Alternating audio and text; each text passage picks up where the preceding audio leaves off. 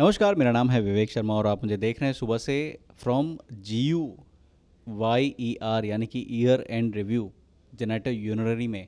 यहाँ पर हो रही है मुंबई में और यहाँ पर हम बात कर रहे हैं कैंसर से रिलेटेड तमाम टॉपिक्स ही, चाहे वो रेडिएशन हो, कीमोथेरेपी हो या सर्जरी हो, नई टेक्निक्स हो। हमारे साथ हैं डॉक्टर नंदिनी मेनन जो कि टाटा मेमोरियल हॉस्पिटल से हैं और ऑर्गेनाइजिंग कमेटी का पार्ट भी हैं GU year end review meeting की। डॉक्टर साहब, हमें बताइए कि आज क्या क्या बातें हुई, क्या मतलब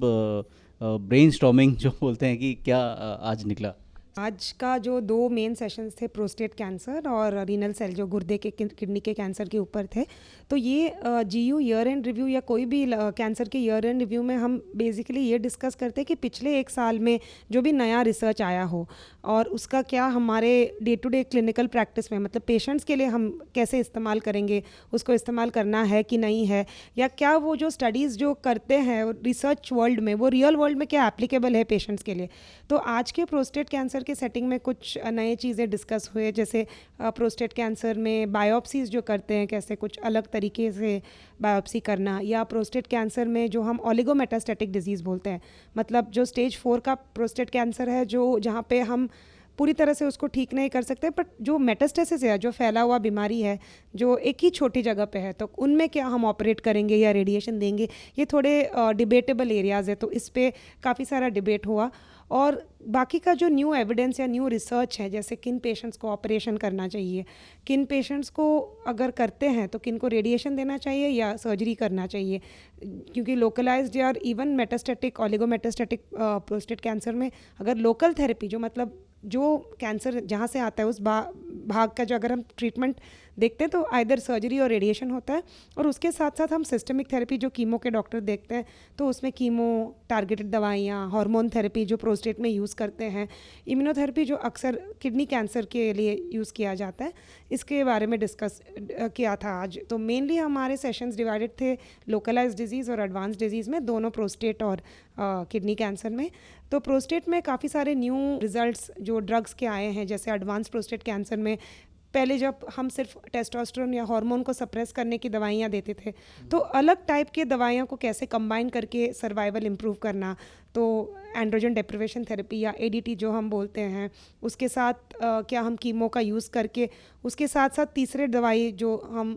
एंड्रोजन रिसेप्टर इनहिबिटर, तीनों को जोड़ के, जनरली हम ये दवाइयाँ सीक्वेंशियल देते हैं, पहले एंड्रोजन डेप्रिवेशन थेरेपी के साथ कीमो देते हैं या एबिराटेरोन करके दवाई वो देते हैं, और अगर पेशेंट उस पर फेल हो जाते हैं तो सेकेंड लाइन में कीमो या वाइस वर्सा जैसे भी। तो अभी बहुत सारा इस बार जो पिछले मेन इंटरनेशनल कॉन्फ्रेंसेस में कॉम्बिनेशंस के डिस्कशन हुए थे, और काफ़ी सारा आज के जो हमने एब्स्ट्रैक्ट्स या रिसर्च डिस्कस किया was whether combination therapy is really beneficial, patients को एक्चुअली फ़ायदा होता है कि नहीं, और कौन से पेशेंट्स में ये कॉम्बिनेशन ऑफर करना चाहिए। हर प्रोस्टेट कैंसर जो हमारे क्लिनिक में आ जाता है क्या हम उनको कॉम्बिनेशन देंगे।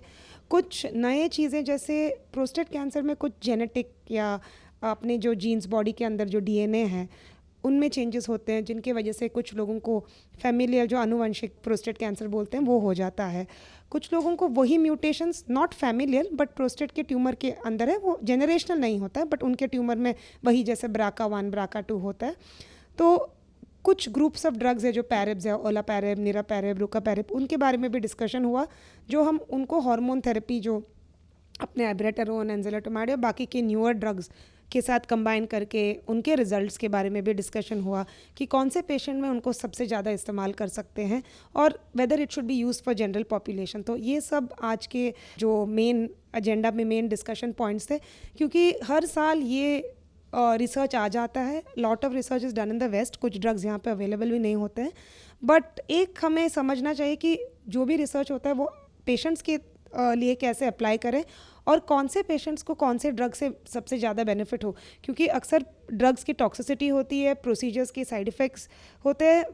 ऑफ कोर्स लाइफ स्पैन बढ़ाते हैं, डिजीज़ को क्योर या कभी कभी सिर्फ कंट्रोल कर सकते हैं, but it is good, but not everything is for everybody. तो ये सब डिस्कशंस हम हर साल करते हैं ताकि हम एज डॉक्टर्स अपडेटेड रहे कि ये है, and we don't just randomly use any new combinations या न्यू ड्रग्स फॉर एवरीबडी। बहुत सारा इंटरेस्टिंग डेटा आया है और कुछ डेटा जो है हमें थोड़ा हैज़ टॉट अस कि थोड़ा कॉशियस भी रहो, किस सिचुएशंस में क्या यूज़ करना है, कौन से पेशेंट्स में मैक्सिमम बेनिफिट है तभी वो मेडिसिन यूज़ करना है। तो ये आज के मेन